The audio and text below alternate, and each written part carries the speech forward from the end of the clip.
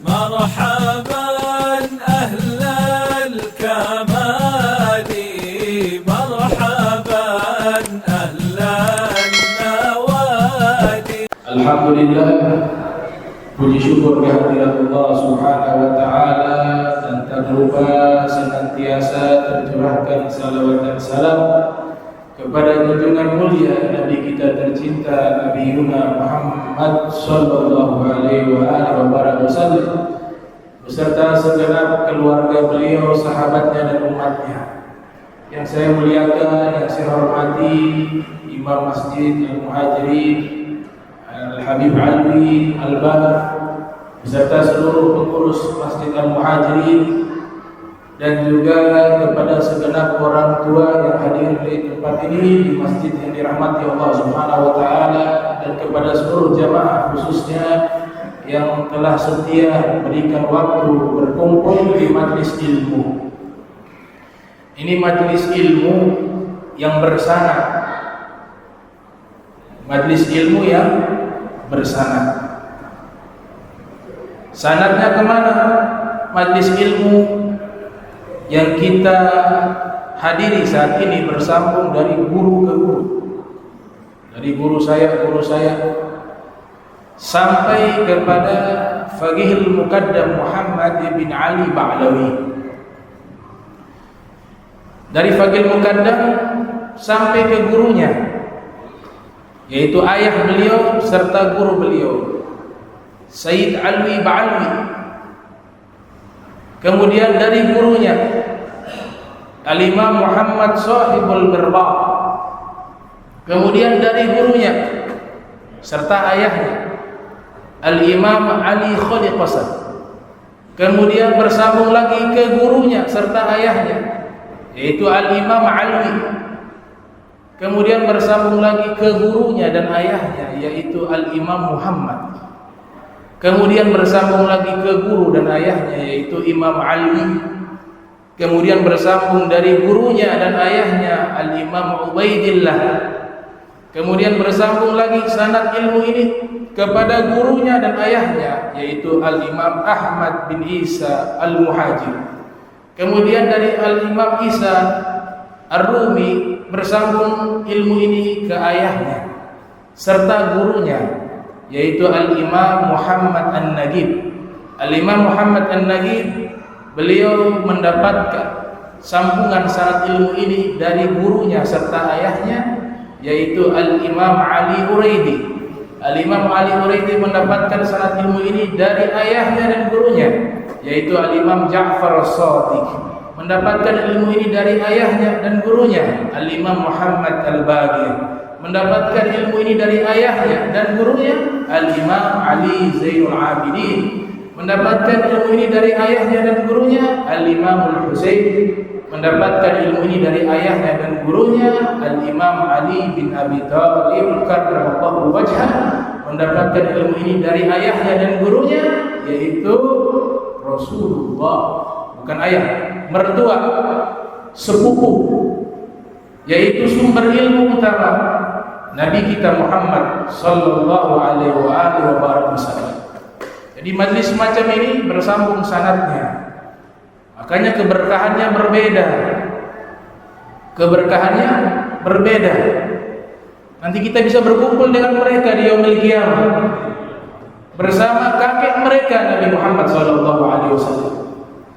Al-Habib Zain bin Smith, beliau mengatakan kalau kita berkumpul di majlis ilmu yang memiliki mata rantai sanad yang bersambung kepada Nabi Muhammad SAW, di saat kita berkumpul Allah perintahkan malaikat untuk mengumpulkan awan putih yang persis berada di atas majlis ilmu tersebut.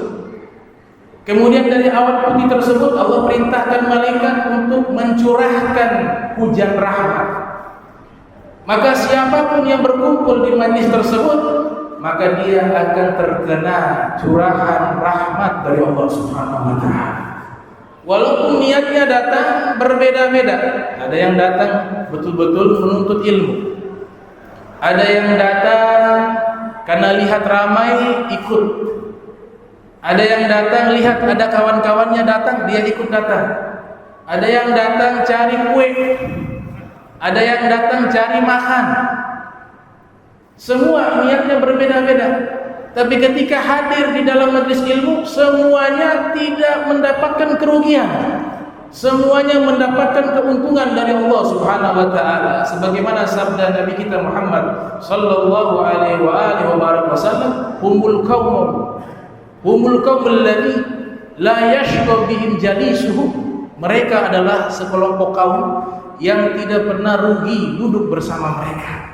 Artinya kaum tersebut yang berkumpul di dalam majelis ilmu. Kita masih lanjutkan prolog pengantar, lanjutan pembahasan kita di pekan lalu tentang mukjizat Al-Quran dan hadis Nabi Muhammad sallallahu alaihi wasallam. Dari sisi angka-angka, dari sisi kode. Kemarin saya membahas rahasia Bismillahirrahmanirrahim. Bismillahirrahmanirrahim terdiri dari 19 huruf. Ini diambil dari 3 kitab. Kitab pertama berjudul Al-I'jazul Adadi lil Qur'anil Karim, disusun oleh Syekh Abdul Razzaq Naufal. Kitab kedua diambil dari buku berbahasa Inggris, yaitu Profesor Dr. Henry Skimmel, bukunya The Mystery of Numbers. Kitab ketiga yang diambil adalah tafsir Al-Imam Tantawi Jauhari, judulnya Al-Jawahir fi Tafsir Quran Azim. Jadi Bismillahirrahmanirrahim, kita disunahkan membaca di semua surat Al-Quran. Kalau Fatihah wajib.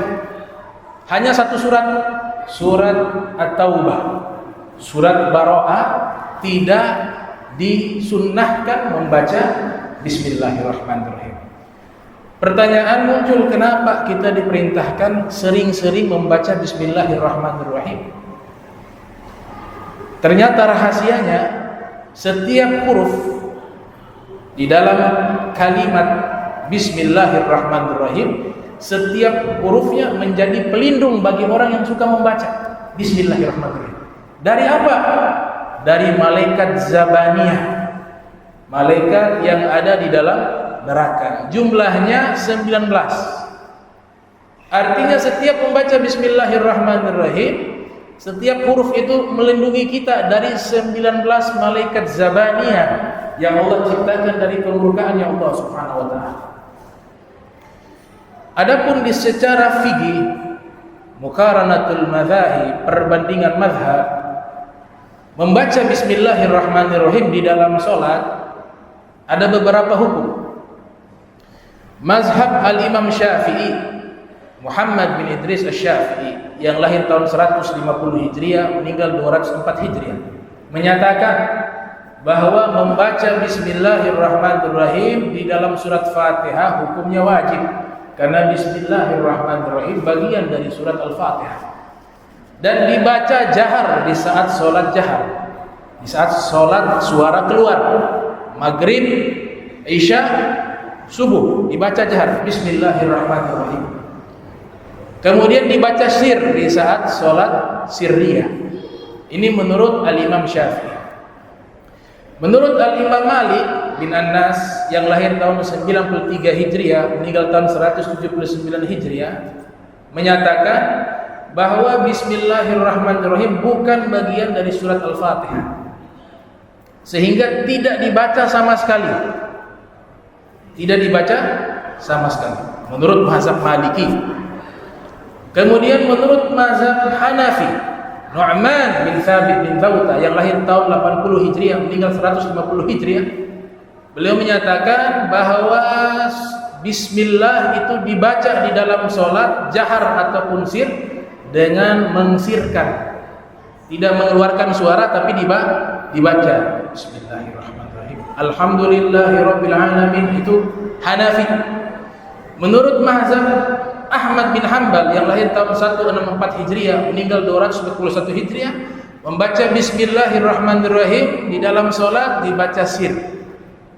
Berhubung kita di sini mayoritas bermazhab Syafi'i, maka membaca Bismillahirrahmanirrahim dengan jahar. Adapun ada yang membaca sir, itu juga tidak masalah. Tapi alangkah bijaksananya jika kita datang di satu tempat yang mayoritas, kita ikut yang mayoritas. Karena kesemuanya itu pendapat para fuqaha mujtahidun yang kesemuanya benar, tidak ada yang salah. Kalaupun salah, tidak berdosa. Kenapa? Karena mereka berijtihad di dalam hukum yang belum sharih, belum jelas hukumnya, status hukumnya. Adapun makmum ketika membaca Fatihah di dalam sholat juga terdapat khilafiyah di kalangan para fuqaha.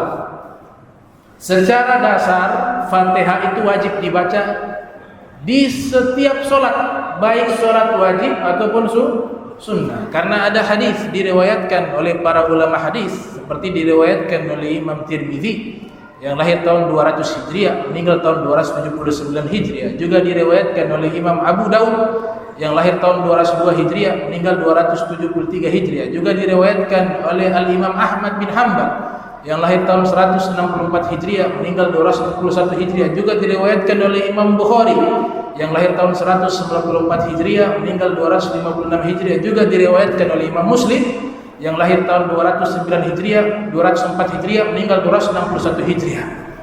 Hadis dari sahabat namanya Ubadah bin Samit, sahabat Nabi, mengatakan Rasul sallallahu alaihi wasallam bersabda, la sholata liman lam yaqra bi Fatihatil kitab. Tidak salat bagi orang yang tidak membaca surat Fatihah. Ini kesepakatan mayoritas ulama, 3 mazhab, mulai dari mazhab Malikiyah, Syafi'iyah, Hanabilah, menyatakan bahwa Fatihah itu wajib dibaca di dalam sholat. Hanya Abu Hanifah yang menyatakan tidak wajib. Abu Hanifah mengatakan tidak wajib, tapi bagus baca Fatihah. Hukumnya makruh tidak baca Fatihah.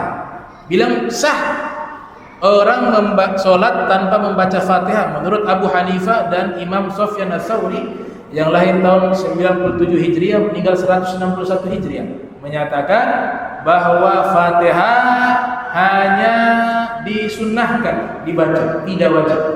Tapi 3 mazhab menyatakan wajib. Nah, ini dalil-dalilnya nanti bisa kelihatan di dalam ilmu muqaranatul mazahib, komparasi mazhab, perbandingan mazhab. Adapun imam, kesepakatan 3 mazhab wajib baca. Kalau makmum ada perbedaan pendapat. Menurut mazhab Syafi'i dan mazhab Hanabilah, yaitu Ahmad bin Hanbal, mengatakan makmum wajib baca Fatihah di seluruh sholat, jahar ataupun sir. Jadi kalau imam baca, di mazhabnya Imam Syafi'i seperti dijelaskan oleh Abu Zakaria Yahya bin Syaraf An-Nawawi yang lahir 631 Hijriah, meninggal 676 Hijriah, dalam kitabnya Al-Majmu' ala Syarh Muhazzab, juga dalam kitabnya Minhajut Talibi, juga dijelaskan oleh Abu Zakaria Al-Ansari dalam kitab Fathul Wahhab, juga dijelaskan oleh para Imam Abu Suja' dalam kitab Fathul Gharib, juga Imam Zainuddin Al-Malyabar dalam kitab Fathul Mu'in, juga dalam kitab I'anatul Talibin, menyatakan kalau imam baca Fatihah, makmum mendengar bacaan imam. Imam selesai baca Fatihah, makmum membaca Fatihah. Diberikan waktu jeda sesaat agar makmum bisa membaca Fatihah. Ini pendapat 2 mazhab, Syafi'i dengan Ahmad bin Hanbal. Kalau mazhab Maliki, makmum hanya baca Fatihah di saat sholat sir. Sholat yang tidak mengeluarkan suara, makmumnya wajib baca Fatihah. Tapi di sholat jahar, maghrib, isya, subuh, maka makmum tidak membaca Fatihah, hanya mendengarkan. Mazhab Abu Hanifah, makmum tidak membaca Fatihah sama sekali. Imamnya tetap baca, tapi makmumnya tidak baca sama sekali. Bagaimana cara menyikapi perbedaan ini? Ya kita Syafi'i ikut yang aman. Karena yang mengatakan hadis yang gak baca Fatihah gak sholat. Abu Hanifah mengatakan gak sholat di sini la kamilatas sholat, tidak sempurna sholat. Mazhab Syafi'i mengatakan tidak sah sholat. Jadi kalau kita membaca Fatihah, kita keluar dari khilafnya ulama, maka itu lebih aman. Dan ada kaidah menyatakan khuruj anil khilaf aula wa afdal. Keluar dari perbedaan pendapat ulama itu lebih utama dan lebih baik. Sehingga kita ambil jalan yang aman, dibaca.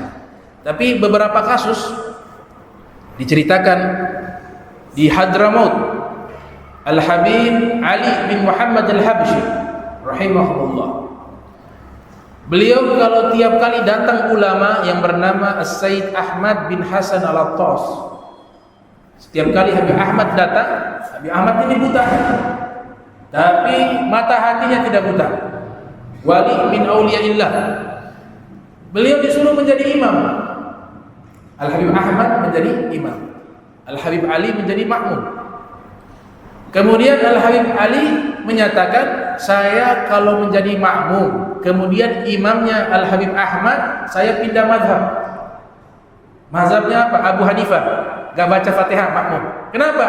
Karena saya ingin menikmati setiap bacaan indah dari Al-Habib Ahmad bin Hasan Al-Attas. Ingin menikmati bacaan indah dari Al-Habib Ahmad bin Hasan Al-Attas. Kayaknya suara bagus itu dianjurkan memperindah suaranya dengan membaca Al-Quran.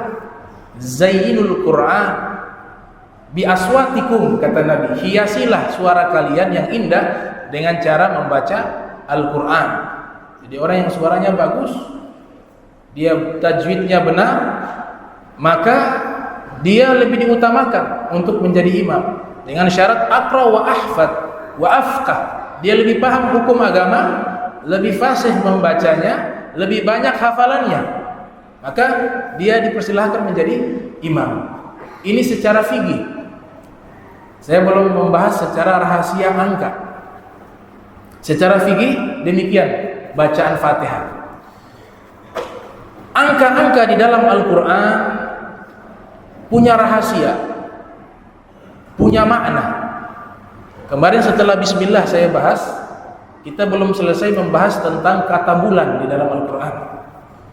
Allah Subhanahu wa taala berfirman, "Inna iddatasy syuhur indallahi 12 syahra fi kitabillah yauma khalaqas samawati wal arda minha arba'atun hurum." Sesungguhnya bulan di sisi Allah ada 12 bulan. Seluruhnya sudah terdata di Lauhil Mahfuz. Hari di mana Allah ciptakan langit dan bumi. Di antara dari 12 bulan itu ada 4 bulan mulia.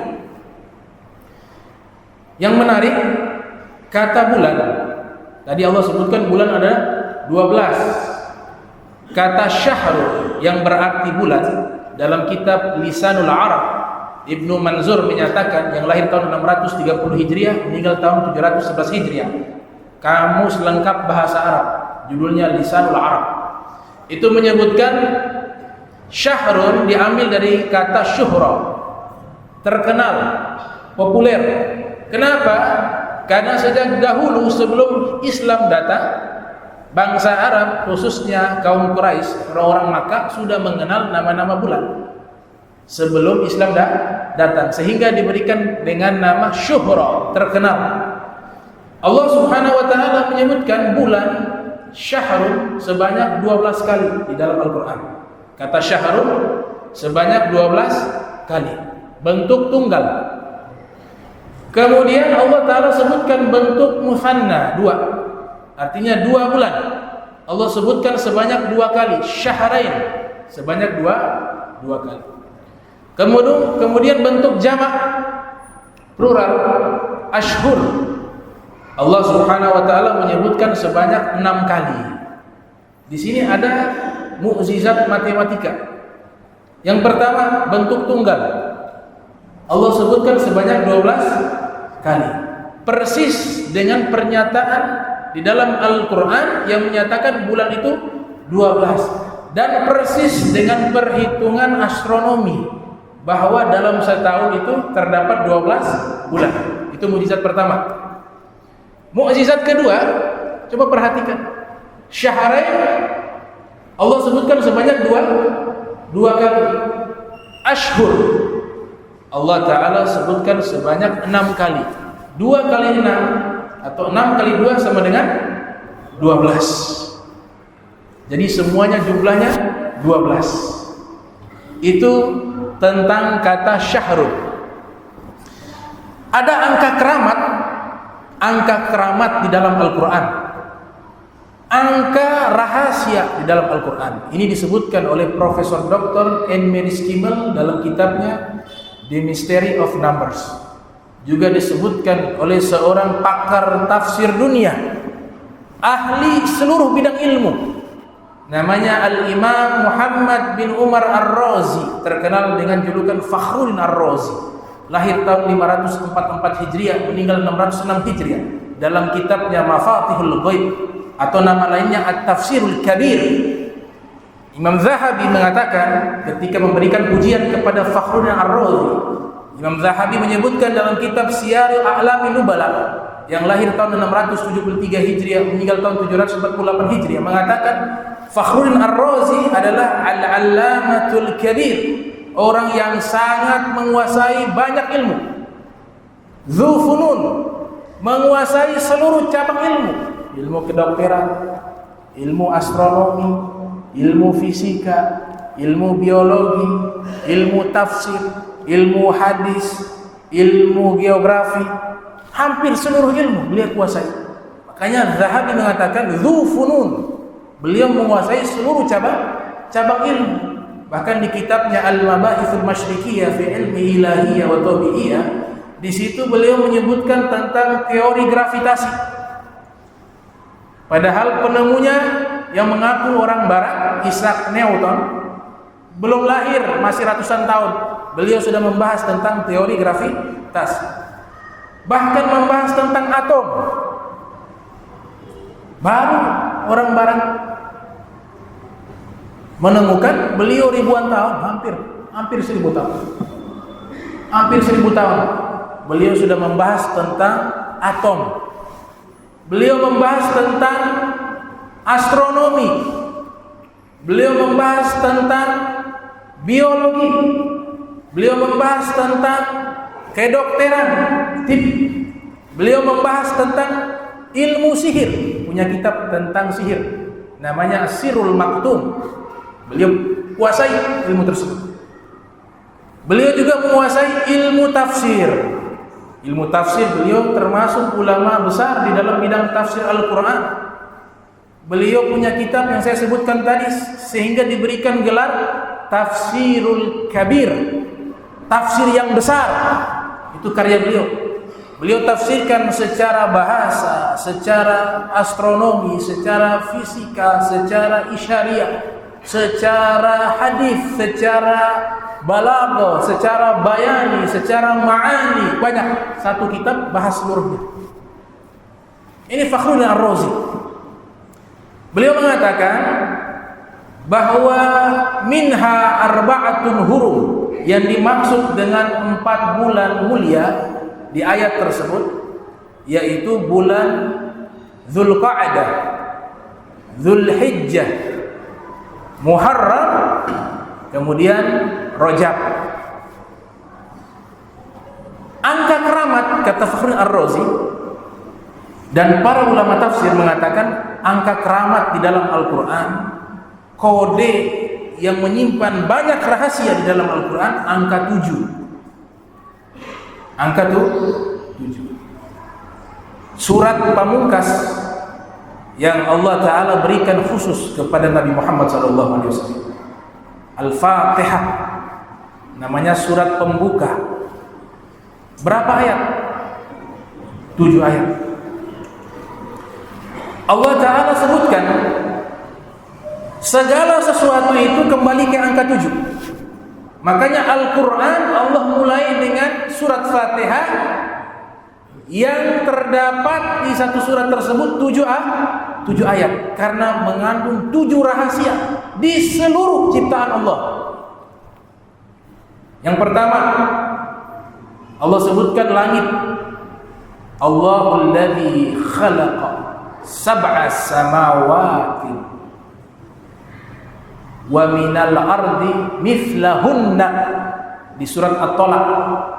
Dia Allah, Allahul ladzi yang telah menciptakan sab'ah, berapa? 7 lapislah langit, dan bumi sama seperti langit 7 lapis, kata Allah Ta'ala. Al-Quran turun kapan? 1000 tahun, hampir 1500 tahun. Sekarang 1441 Hijriah. Al-Quran telah membongkar saintis ilmu pengetahuan. Sebelum zaman masih gelap gulita dengan iptek. Al-Quran turun di tengah padang pasir. Sang penerima wahyu, manusia terpandai di alam semesta, Nabi Muhammad SAW. Ilmu astronomi modern saat ini menyatakan, para pakar ilmu astronomi modern menyatakan langit itu benar ada 7 lapisan. Ilmu astronomi saat ini menyatakan demikian.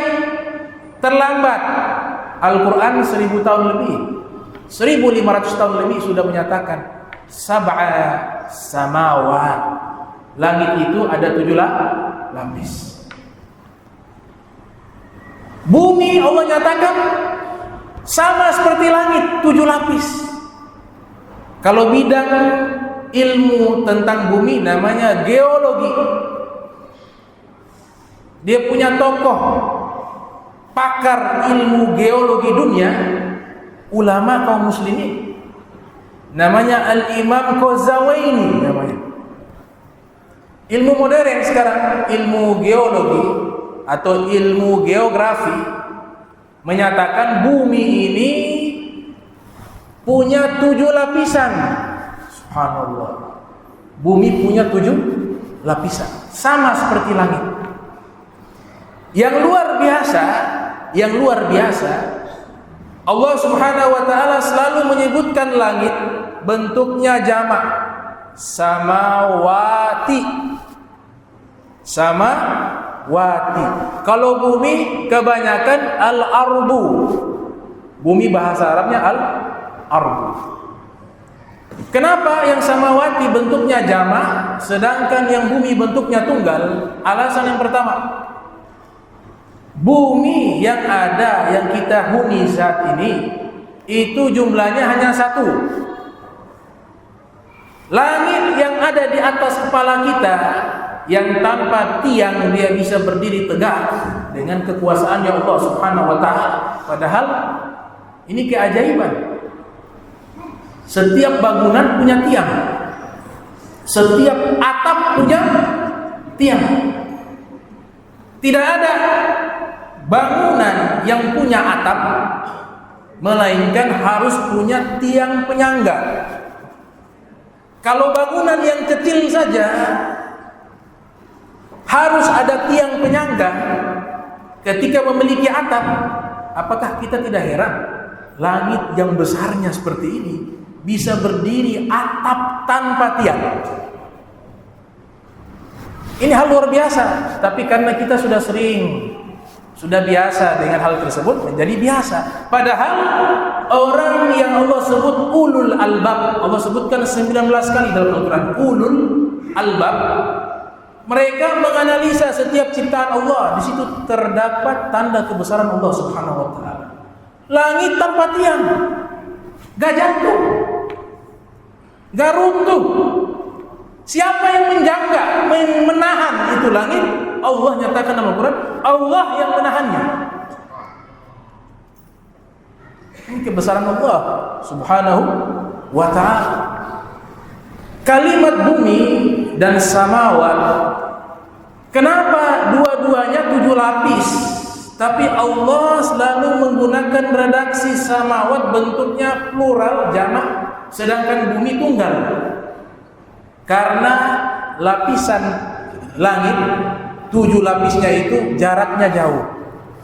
Antara satu langit dengan langit yang lain itu jaraknya jauh. Makanya Allah tantang, wahai bangsa manusia jin, kalau kalian bisa pergi ke langit, maka kalian tidak akan bisa tembus.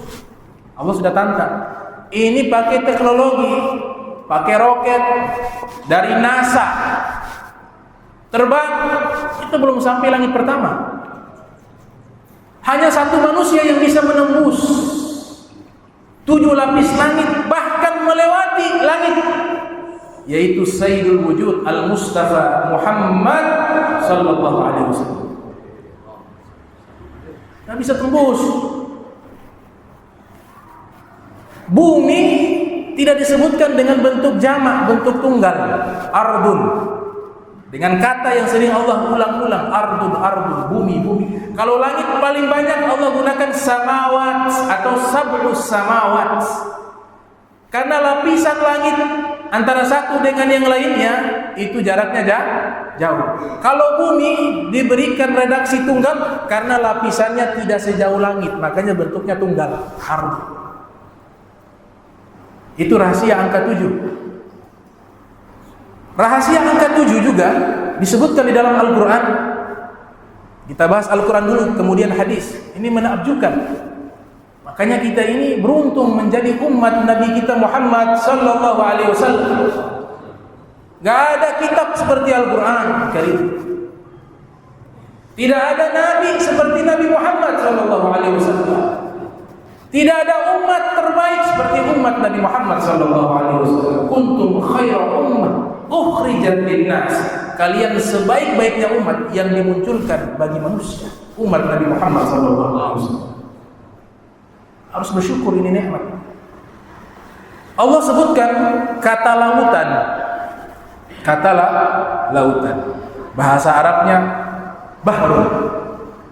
Ocean bahasa Inggris. Bentuk jamaknya abhar. Allah menggunakan kata sab'atu abhurin. Laut itu ada 7. 1500 tahun yang lalu. Ilmu kelautan itu telah meneliti dan telah menulis di dalam buku-buku mereka bahwa lautan yang ada di dunia yang paling besar ada 7. Allah sudah menyebutkan lautan ada 7. Luar biasanya lagi, kata lautan jumlahnya lebih banyak dari kata bumi. Kata lautan jumlahnya lebih banyak dari kata bumi. Dihitung oleh ahli matematika, diantaranya Al-Jabar, ini nama ulama. Al-Jabar nama kitabnya, Al-Khawarizmi nama aslinya. Beliau menghitung antara jumlah kosakata lautan dengan bumi. Ternyata lebih banyak lautan, dan dihitung secara matematis. Hitungannya sama dengan jumlah lautan yang lebih banyak daripada jumlah daratan di bumi. Sama. Jadi di bumi ini lautan lebih luas dari daratan. Makanya Allah menyebutkan kata lautan lebih banyak daripada daratan. Dan dihitung jumlahnya persis dengan jumlah yang telah ditulis oleh para ahli geologi. Dengan hitungan matematikanya Al-Quran. Sama persis. Allah sebutkan lautan itu 7. Kemudian ada hal menarik. Ilmu biologi. Ilmu biologi. Di antaranya yang pakar ilmu biologi, Al-Imam Ghazali rahimahullah. Beliau pakar juga dalam ilmu biologi. Lahir 450 Hijriah, meninggal 505 Hijriah. Beliau punya kitab namanya Al-Munqidhu Minad Dhalal. Juga ahli geografi Imam Ghazali. Punya kitab tentang geografi secara tasawuf. Sirrul Alamin fi Kashfi Da'ain nama kitabnya. ilmu biologi. Allah Ta'ala sebutkan di dalam Al-Quran, mathalul ladzina yunfikuna amwalahum fi sabilillah kamathali habbatin anbatat sab'a sanabil wa fi kulli thumbulatin mi'atu habbah. Luar biasa. Ini berbicara biologi. Permisalan orang-orang yang menginfakkan hartanya di jalan Allah seperti satu biji yang ditanam kemudian muncul tumbuhan yang memiliki 7 kelopak. Ilmu biologi menyatakan kelopak bunga rata-rata 7. Allah sudah sebutkan isyarat 7. Makna majasi, orang yang bersedekah di jalan Allah, Allah akan lipat gandakan hartanya. Wa fi kulli sumbulatin mi'atu habbah. Di setiap satu kelopak Allah berikan menjadi 100 bibit kebaikan yang akan muncul dari menginfakkan harta di jalan Allah Subhanahu wa taala. Allah sebutkan berapa? 7. Sab'a sanabil. 7. Kemudian proses sekarang ilmu namanya ilmu zoologi. Ilmu zoologi dan ilmu tentang proses penciptaan manusia. Kalau zoologi ilmu hewani, disusun oleh para ulama terdahulu seperti Al-Imam Al-Jahid, juga Al-Imam Kamaluddin Ad-Dumairi dalam kitabnya Hayatul Haywanil Kubra. Al-Imam Jahid punya kitab namanya Al-Haywan, ditranslate ke dalam bahasa Inggris, dipelajari oleh orang Eropa. Judulnya The Animals. Menyatakan proses penciptaan manusia dan hewan. Proses penciptaan manusia dan hewan itu mengalami 7 proses. Lagi-lagi 7. Manusia 7 proses penciptaan, air mani bercampurnya jadi alaqah. Ini para ulama tafsir, khususnya tafsir Al-Quran atau Al-Quran terjemahan, selalu menyebutkan segumpal darah. Ini hasil ijtihad. Kalau kedokteran segumpal darah tidak ada, namanya zigot. Jadi arti segumpal darah kurang tepat. Yang artinya orang-orang ahli medis menyatakan nggak ada proses segumpal darah. Bukan Al-Quran yang salah, penafsirannya belum sempurna. Dengan segala hormat ijtihad mereka tidak masalah, ahli tafsir. Tapi ilmu berkembang, ilmunya ini sifatnya progresif, selalu berkembang. Selalu ada penemuan baru. Tapi kalau Al-Quran sifatnya mutlak. Beda. Ilmu pengetahuan spekulasi, pendapat. Tapi Al-Quran mutlak, gak ada yang salah. Kalau ada yang salah, ilmu belum mampu membongkar rahasia Al-Quran. Jadi proses penciptaan manusia 7 proses. Proses penciptaan hewan juga 7 proses. Lagi-lagi itu 7. Dan masih banyak itu dalam Al-Quran. Kemudian ritual ibadah kita juga banyak menggunakan angka 7. Dalam hadis Rasul sallallahu alaihi wasallam, beliau bersabda, ini khususnya kepada para orang tua, muru auladakum bis salati wa hum abna'u sab'a wadribu 'alaiha wa hum abna'u ashar wa farriqu baina madaji'ihim. Ini hadis riwayat Al-Imam Abu Dawud. Nama aslinya Sulaiman ibn As'as As-Sijistani, lahir di kota yang ada di Afghanistan, sebagaimana dikutip dalam kitabnya Profesor Dr. Abu Khalil Thawki berjudul Atlas Hadis Nabawi, yang Abu Dawud lahir tahun 202 Hijriah, meninggal tahun 275 Hijriah, atau sebagian ulama mengatakan 273 Hijriah. Nabi katakan apa? Perintahkan anak-anak kalian sholat usia 7 tahun. Lagi-lagi 7. Usia 7 tahun. Jadi kalau ada anak sudah dewasa, 20 tahun umurnya, 30 tahun, 15 tahun baru disuruh sholat, ini namanya telat. Makanya nanti sudah dewasa sholat terasa berat. Kenapa? Nabi ajarkan anak dari kecil 7 tahun sudah harus dilatih untuk sholat. Bukan hanya sholat. Syekh Nawawi dalam kitab Nihayatuz Zain, kitab fikih, beliau mengatakan juga dikiaskan juga, bukan perintah sholat saja, puasa setengah hari apa-apa, latihan. Tujuannya apa? Agar bisa terlatih dan mudah dilaksanakan ketika dewasa. Dalam kitab Al-Akhlaq lil Banin dikatakan, kalau kita mendidik anak salah waktu, maka hasilnya buruk. Dalam ilmu psikologi anak dunia, namanya the golden age, masa-masa emas. Itu masa anak-anak. Akhlaq lil Banin, Syekh Umar Baraja menyebutkan, analogi mendidik anak kecil dengan orang yang sudah dewasa seperti pohon yang masih kecil, ketika dia bengkok masih bisa diluruskan. Masih kecil, batangnya masih lembut, masih lunak. Bisa dibengkok, dia bengkok lagi, kasih lurus lagi. Akhirnya ketika sudah lurus, sudah kuat dia lurus, dia tumbuh lurus. Dari pohon yang besar dia lurus. Maksudnya anak kecil jika kita sudah mendidik dengan baik dari kecilnya, maka dewasanya pasti jadi baik. Tapi kalau kecilnya kita biarkan dia bengkok, pohon ini bengkok, kita biarkan, tidak dididik, tidak diluruskan, sampai nanti tumbuh besar. Ketika dia menjadi pohon besar, posisinya bengkok. Apakah bisa diluruskan? Bisa, sulit. Walaupun tidak mustahil, ada orang yang sudah dewasa dia jadi baik, ada banyak. Tapi hukum umumnya dari kecil.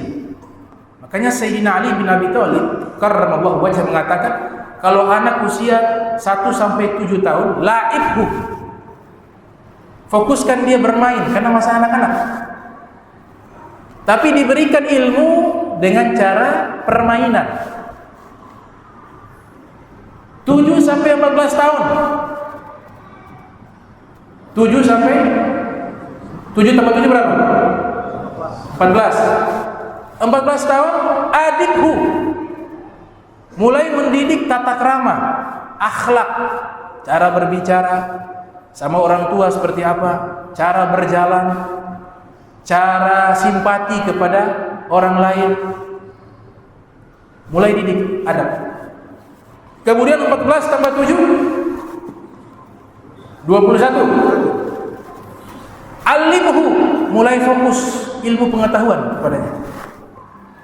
21 seterusnya, sahibhu, posisikan orang tua menjadi sahabatnya anak, bukan sebagai anak tapi sebagai sahabat. Ini ucapannya Imam Ali bin Abi Thalib dipakai sama ilmu psikologi anak dunia. Dari mana beliau dapat? Dari Nabi Muhammad SAW. Jadi Allah suruh 7 tahun sholat. Kemudian tawaf. Berapa kali tawaf? 7 kali. Kemudian sa'i, Safa wa Marwah. Berapa kali? 7 kali. Kemudian lempar jumroh. Berapa kali? 7 kali. Kemudian pintu neraka. Pintu neraka ada berapa? Ada 7. Kill. Sebagian ulama mengatakan surga juga ada 7 tingkatan. Yang luar biasa. Yang luar biasa. Kalimatul haq 'alaiha nahya wa 'alaiha namut wa 'alaiha nub'atsu insyaallah minal aminin. Kalimat suci yang kita hidup dengan kalimat tersebut, yang kita mati wafat dengan kalimat tersebut, yang kita bangkit di yaumil qiyamah dengan kalimat tersebut, yaitu kalimat la ilaha illallah Muhammad Rasulullah. Kata dari la ilaha illallah Muhammad Rasulullah ada 7 kata. La, 1. Ilah, Tuhan, 2. Illah, 3. Allah, 4. La ilaha illallah Muhammad, 5. Rasul, 6. Allah, 7. La ilaha illallah Muhammad. Ada seorang ulama sufi namanya Jalaluddin Ar-Rumi di Turki. Jalaluddin Ar-Rumi ini beliau punya nasihat-nasihat indah. Beliau pernah menyatakan dengan nasihat yang indah, tawaddu bima'il mahabbah qabla bil ma'. Wudulah kalian dengan air cinta sebelum dengan air yang nyata. Li'anna sholata liqalbi hasidin la tajuz. Karena sholat bagi orang yang memiliki hati yang penuh dengan kotoran, dengki, benci, sombong, maka sholatnya la tajuz, tidak sah menurut mereka. Jadi beliau katakan wudu dengan air cinta terlebih dahulu sebelum dengan air yang nyata. Itu nasihat Jalaluddin Ar-Rumi. Bahkan pernah beliau ditanya oleh muridnya, suara musik yang paling haram suara musik apa? Beliau mengatakan suara musik yang paling haram adalah suara sendok-sendok orang kaya yang berbunyi di piring-piring makan mereka, dan suaranya terdengar di telinga orang fakir miskin yang kelaparan tapi mereka tidak kasih makan. Suara sendok itu, nada-nadanya dari suara sendok dengan piring, itu suara musik yang paling haram, kata beliau Ar-Rumi. Beliau mengatakan kenapa seluruhnya rahasia 7 angka atau kodenya 7. Beliau katakan seluruhnya Allah ciptakan dengan 7 dimensi, 7 proses, 7 ibadah, seluruhnya kembali kepada lafaz la ilaha illallah Muhammadur Rasulullah. Artinya alam semesta Allah ciptakan dan Allah kabarkan di dalam Al-Quran tentang kebenaran saintis. Tujuannya satu, agar kita yakin bahwa Al-Quran ini benar-benar wahyu dari Allah, bukan karya manusia. Dan ilmu pengetahuan bukan sebagai tujuan, tetapi sebagai bukti bahwa Al-Quran itu benar. Sehingga berita-berita lainnya selain ilmu pengetahuan di dalam Al-Quran, adanya hari kiamat, adanya neraka, adanya surga, maka kita juga harus meyakini hal tersebut nyata. Ini Al-Quran. Sekarang hadis Nabi SAW. Sekarang hadis Nabi. Hadis Nabi SAW, kita berbicara tentang banyak hal. Di Turki sekarang, sudah lihat Turki, Ayatollah Sofia Erdogan, presidennya, tahun 857 Hijriah. Ini sekilas sejarah, dan ini nanti mengabarkan hadis Nabi menceritakan tentang masa depan.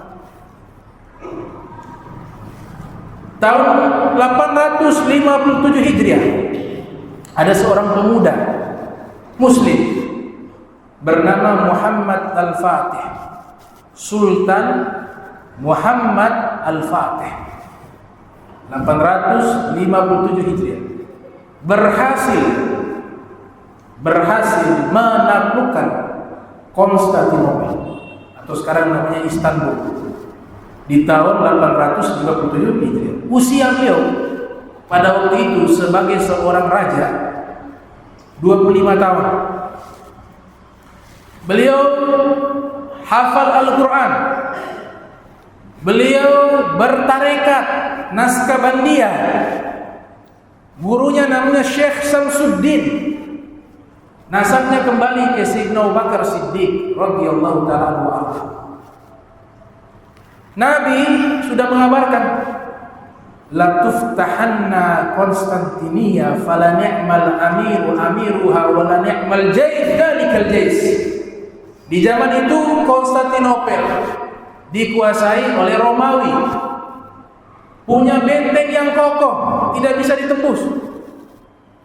Seluruh sahabat ingin berlomba-lomba mulai dari tahun 44 Hijriah, tidak bisa tembus. Kenapa mereka berlomba-lomba?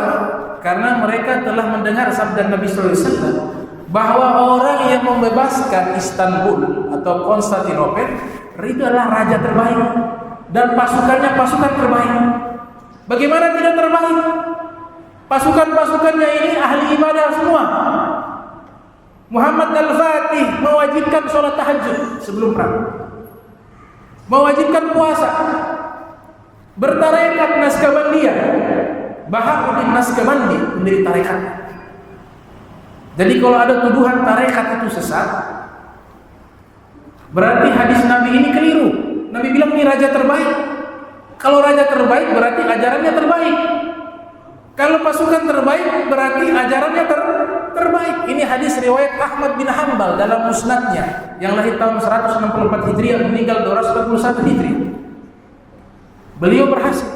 Beliau lahir tahun 833 Hijriah, meninggal tahun 886 Hijriah. Ini Sultan Muhammad Al-Fatih, punya kitab namanya Sultan Muhammad Al-Fatih, bisa dibaca di situ. Beliau bertarekat Naskabandiyah, beliau ikut paham Asy'ariyah, beliau berfikih Syafi'i.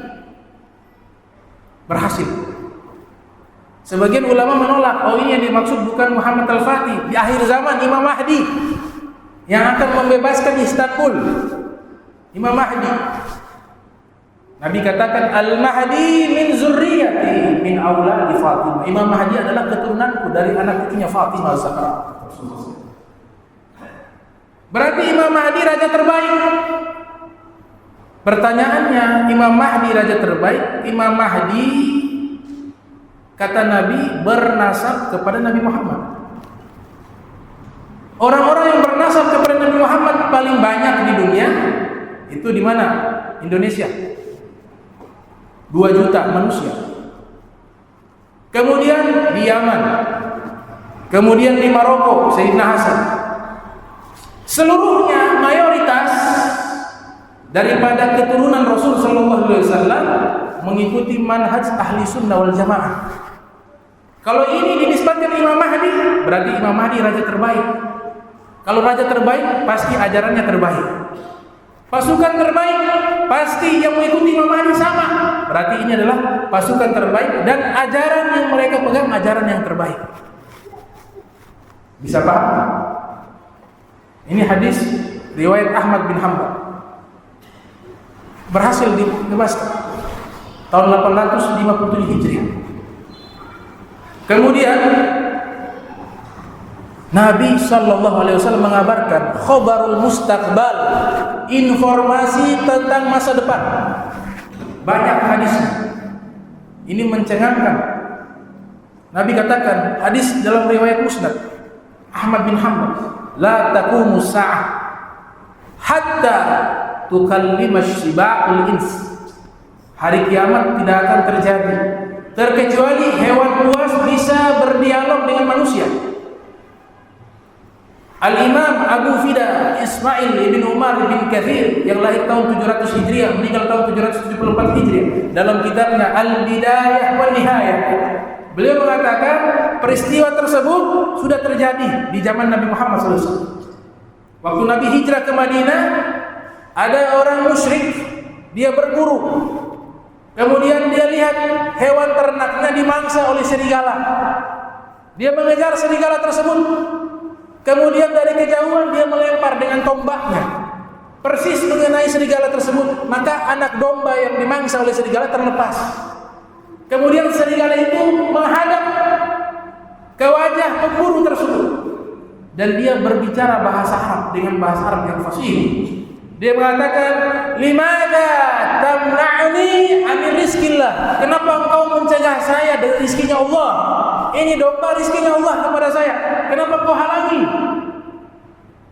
Fa'ajaba. Maka orang tersebut terheran-heran. Ajib, luar biasa. Hadza dzib yatakallam bil lughatil arabiyyah. Ini serigala, dia bisa bicara bahasa Arab dengan bahasa Arab yang fasih. Serigala menjawab, ajaban. Yang lebih mengherankan lagi, ada nabi akhir zaman diutus kepada kalian di Makkah. Kalian sudah mengenal beliau dari kecil, tidak pernah berbohong. Sudah mengenal beliau akhlaknya baik. Sudah mengenal beliau tentang amaliyahnya sehari-hari. Ketika dia datang membawa agama Allah dan menyatakan sebagai nabi akhir zaman dan nabi penutup, kalian menolaknya. Ini lebih mengherankan, kata serigala. Terjadi di zaman Nabi Muhammad SAW. Nabi melanjutkan hadis, "Wala taqumu sa'ah hatta tukallima ar-rajula 'adabatu sautih." Hari kiamat tidak akan terjadi terkecuali ada benda kecil. Kata ulama yang coba mentafsirkan, ini bukan cocok logi ya. Ini pendapat ulama ahli hadis zaman dulu. Mereka mengatakan bahwa yang dimaksud hadis tersebut cambuk punya pentolan bulatan kecil. Itu namanya azabatu sautih bahasa Arab. Ada bundalan kecil di cambuk, saut itu cambuk. Kata Nabi, hari kiamat tidak akan terjadi kecuali ada benda kecil. Dia bisa ajak berbicara orang atau merekam perbuatan orang. Apa sekarang? CCTV. Ada zaman sekarang canggih kecil. Orang-orang kaya punya rumah. Kalau mau bertamu, khususnya di kota besar, di Jakarta, kita kalau mau bertamu, mau masuk, kita bicara dengan kamera kecil, pakai suara. Assalamualaikum. Dijawab, Waalaikumsalam. Siapa? Nanti direkam. Nah, di sana dia kelihatan di layar. Nabi sudah kabarkan 1500 tahun lalu, sallallahu alaihi wasallam. Hari kiamat tidak akan terjadi terkecuali benda kecil itu berbicara dengan manusia. Yang ketiga, Nabi SAW bersabda, la taqumu sa'ah hatta yukhbirahu.